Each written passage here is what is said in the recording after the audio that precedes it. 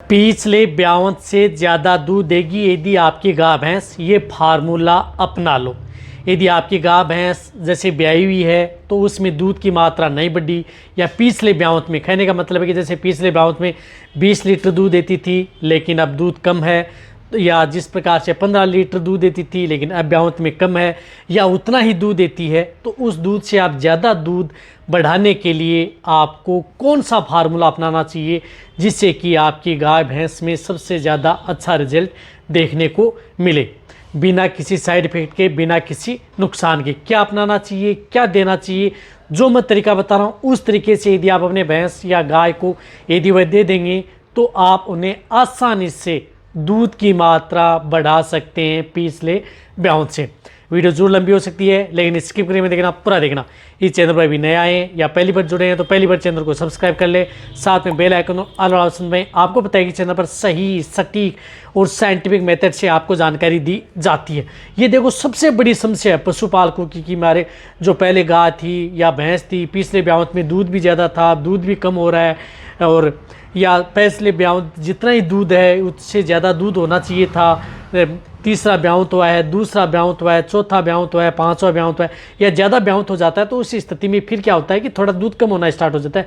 लेकिन जिस प्रकार से दूसरा, तीसरा, चौथा, पांचवा ब्याउत तो ऐसा होता है कि जिससे कि आप अपनी गाय भैंस में हर ब्याउत में दूध की मात्रा बढ़नी चाहिए, या दूध का लेवल वैसे का वैसा रहना चाहिए जो पहले ब्याउत में अच्छे दूध की मात्रा थी।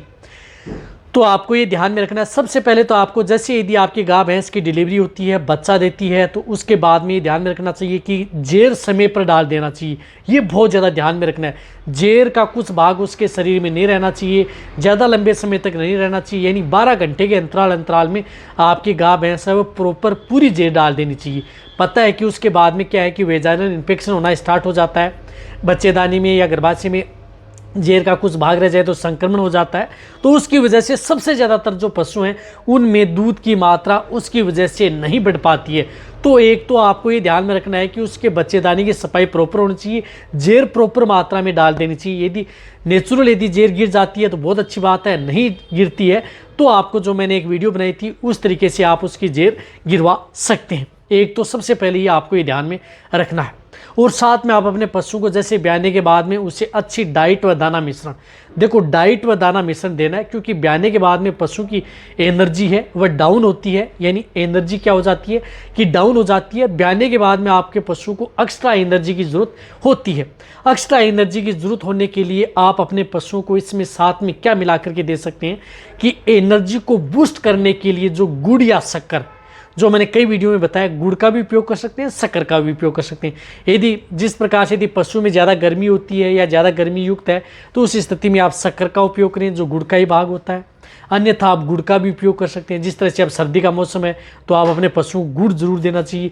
गुड़ एक पशुओं के लिए एक रामबाण है दूध बढ़ाने का, या दूध से संबंधित कोई भी दिक्कत यदि आपके पशु में न हो, एनर्जी को बूस्ट करने का सबसे बड़ा तरीका आप अपने पशुओं में गुड़ है, तो गुड़ जरूर आप अपने पशु को देना चाहिए। तो ब्याने के बाद में आप उस पशु का एक तो गुड़ स्टार्ट कर दें। अब गुड़ क्या करना है कि आप जिस प्रकार से जितना मोटिवेट होता है उतना ही आपको ग्राम गुड़ देना, जो कि मैं कई वीडियो में बता चुका हूँ। जैसे 500 केजी का पशु है तो 500 ग्राम गुड़ दे दें, 200 केजी का पशु है तो 200 ग्राम, 300 केजी का पशु है तो 300 ग्राम गुड़ आपको देना है। गुड़ को आप गर्म नहीं करना है, इस बात का ध्यान में रखना है। अब यदि आप दूध बढ़ाने के तौर पर यह तरीका अपना रहे हैं, बिल्कुल भी गर्म न करें। नॉर्मल गुड़ होता है, गुड़ की डली भी खिला सकते हैं आप अपने पशुओं को। जो भी बांट या दाना मिश्रण फीड सप्लीमेंट दे रहे हैं उसके साथ गुड़ आपको देना है। और जो भी फीड सप्लीमेंट दाना मिश्रण मिलाते हैं उसके अंदर मिक्स किए हुए जितने भी प्रकार के अनाज व खली है वह आपको मिक्स किए हुए होने चाहिए। उसके साथ आपको गुड़ ऐड कर लेना है, और उसके साथ आप उन पशुओं को 100 ml से लेकर के 200 ml सरसों का तेल, अब सरसों का तेल देना बहुत ज़्यादा जरूरी है। वह भी आपको 5 दिन से लेकर के 10 दिन, इससे ज़्यादा नहीं देना है। यानी 5 दिन से लेकर के 10 दिन पशु जब ब्याउत हो जाता है बाद में आप अपने पशु को सरसों का तेल दे सकते हैं। बॉडी वेट बहुत ज़्यादा हाई है तो 200 ml पर डे दे सकते हैं, अन्यथा आप उन्हें 100 ml सरसों का तेल जरूर ऐड कर देना चाहिए यदि पशु में दूध की मात्रा यदि आप बढ़ाना चाहते हैं तो। लेकिन आप 10 दिन से ज़्यादा आप अपने पशु में सरसों का तेल है वह नहीं देना चाहिए। इस बात का आपको ध्यान में रखना है एक साथ यदि आप पशुओं को दे रहे हैं। तो ये दें। और साथ में आप अपने पशुओं को गेहूं का दलिया, यानी गेहूं का दलिया बहुत ज़्यादा ज़रूरी है। जो भी यदि आप अपने पशु में दूध की मात्रा बढ़ाना चाहते हैं तो उस स्थिति में आप उन पशुओं को गेहूं का दलिया ऐड करके देना है। गेहूं का दलिया यानी आप बना करके पका करके आप अपने पशुओं को गेहूं का दलिया देना है। गेहूं का दलिया किस में देना है? जो भी यदि आप खली, चूरी, बांट, दाना मिश्रण दे रहे हैं उनके साथ मिक्स करके आप अपने पशुओं को गेहूं का दलिया खिलाना है।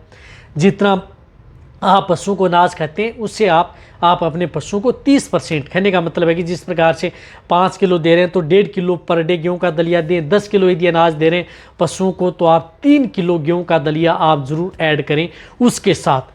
उससे ही आप अपने पशुओं में दूध की मात्रा आप बढ़ा सकते हैं।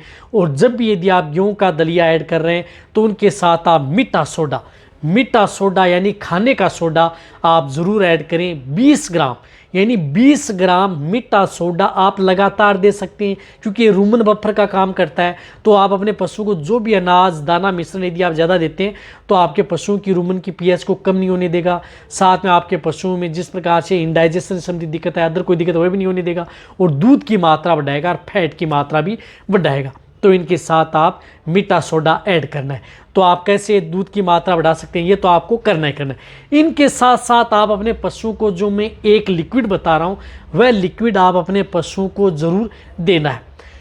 तो इसके लिए आपको जिस प्रकार से केरस की है आपको दिख रहा है केलपोंड गोल्ड लिक्विड, यानी केलपोंड गोल्ड लिक्विड आती है 300 ml की। ये जो एक ऑयल आती है, शीशी आती है, इसमें क्या करना है, इसके अंदर क्या आता है देखो, इसके अंदर कैल्शियम भी आएगा, फास्फोरस भी आएगा, विटामिन D3 भी है, विटामिन B12 भी है, बायोटीन भी है, सतावरी भी है, जीवंती भी है, कार्बोहाइड्रेट भी है। तो आप अपने पशु में दूध की मात्रा बढ़ाने के लिए ये जो केलपोंड गोल्ड जो लिक्विड आती है या जो जेल है केलपोंड गोल्ड, इसका आप उपयोग कर सकते हैं 300 ml की। तो ये आप सप्ताह में एक बार यानी 7 दिन में एक बार आपको देनी है। जैसे आपकी गाय भैंस ब्याई 7 दिन में आपको एक बार दे दी, फिर 7 दिन में एक महीने में आप 4 बार, सिर्फ एक महीने में शुरुआती स्टेज में एक महीने में ये 4 बार 4 बोतल आप उसको पिला दो। कोई भी बांट, दाना, मिश्रण देना उसके साथ मिक्स करके दे सकते हैं। पशु बड़ी चाव से खाता है। यदि आप डायरेक्ट ओरली दे सकते हैं तो ओरली भी दे सकते हैं, लेकिन सप्ताह में 7 दिन में एक बार आपको ये लिक्विड भी देना है। और जो भी मैंने आपको नुस्खा बताया वो आप अपने पशु को देना है। गुड़, दाना, मिश्रण है वह आप अपने पशुओं को लगातार दे सकते हैं जब तक यदि आप अपने पशु में दूध की मात्रा नहीं ले सकते। तो इसके लिए जो मैंने आपको बताया, गुड़ है, गेहूं का दलिया है, मीठा सोडा है, सरसों का तेल है और ये केलपोंड गोल्ड, ये एक साथ ऐड कर दें। ये आपको लगातार देने की कोई ज़रूरत नहीं है, सप्ताह में आपको एक बार देना है, जो आप अच्छी तरह समझ गए होंगे।